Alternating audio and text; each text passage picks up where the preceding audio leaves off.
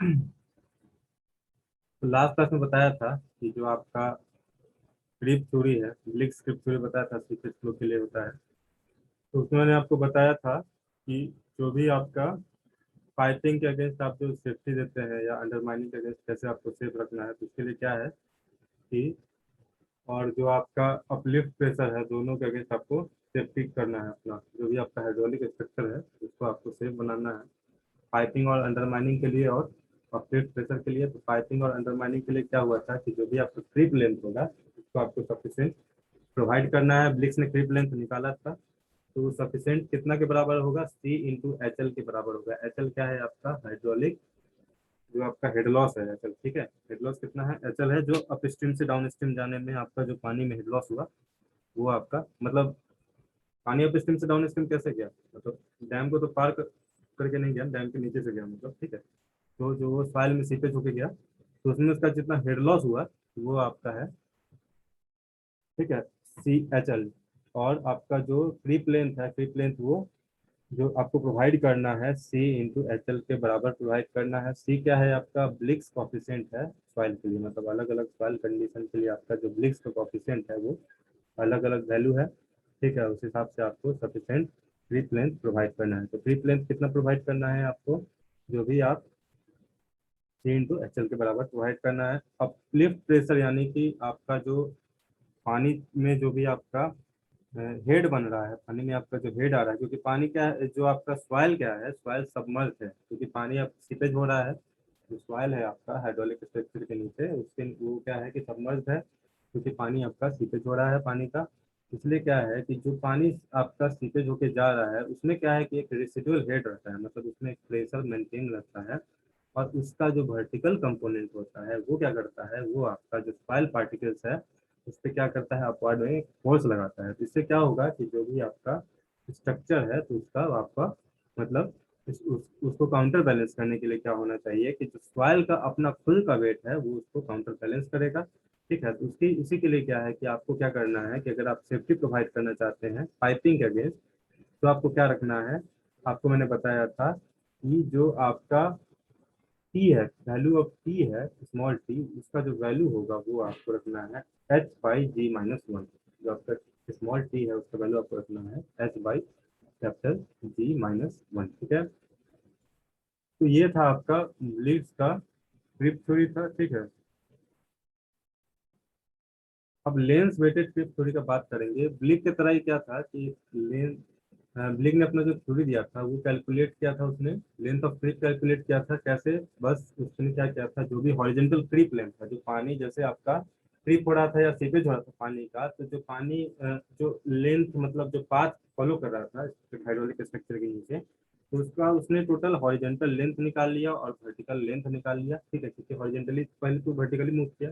फिर थोड़ा horizontal move किया, फिर वर्टिकल मूव किया, फिर आपका हॉरिजेंटल मूव किया, ऐसे करके फाइनली वो डाउन स्ट्रीम साइड में पानी गया, ठीक है। तो उसमें क्या था कि ब्लेक ने क्या किया कि सिंपली जो डिस्टेंस ट्रेवल किया, पाथ जो ट्रेवल किया वाटर ने, ठीक है, तो उसका क्या किया उसने कि हॉरिजेंटल क्रीप लेंथ और वर्टिकल क्रीप लेंथ को क्या किया, सिंपली ऐड कर दिया। और उसने क्या किया कि दोनों क्रीप के बीच में किसी तरह का उसने अंतर नहीं बताया था, और उसने जो क्रीप लेंथ निकाला था वो इस तरह से निकाला था, ठीक है।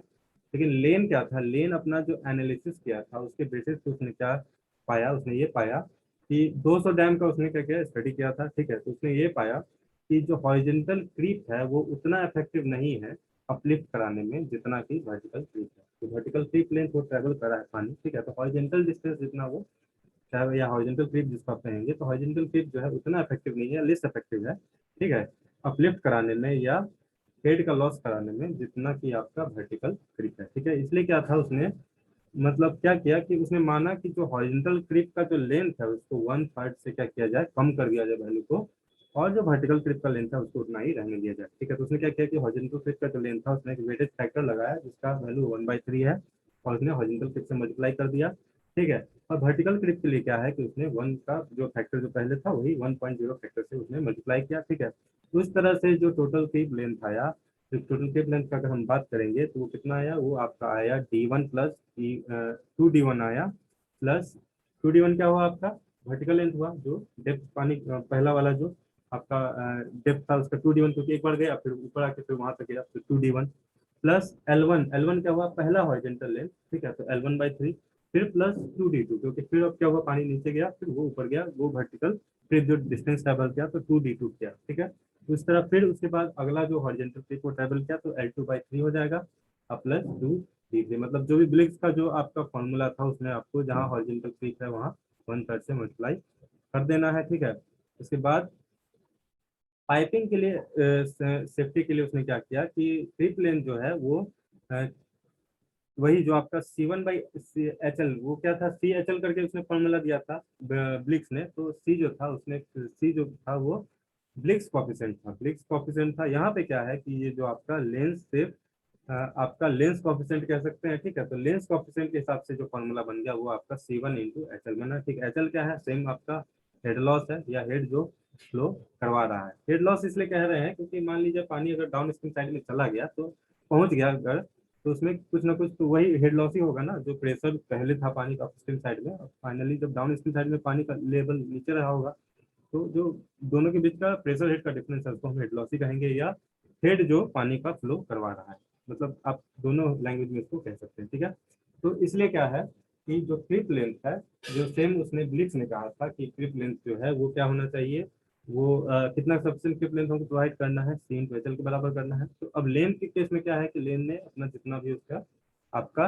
हॉरिजॉन्टल कंपोनेंट था उसको 1/3 से डिवाइड कर दिया है, बाकी ब्लिक वाला ही फॉर्मूला है। अब उसमें क्या है कि जो सेफ्टी अगर प्रोवाइड करना है पाइपिंग के अगेंस्ट, तो हमको क्या करना है कि अपना जो क्लिप लेंथ है वो क्या होना चाहिए, किसी भी हालत में C/HL से कम नहीं होना चाहिए, उससे ज्यादा ही होना चाहिए, तभी क्या होगा, मेरा पाइपिंग के अगेंस्ट हम सेफ्टी प्रोवाइड कर सकेंगे, ठीक है। तो इसलिए क्या है कि वो C1/HL के बराबर होगा।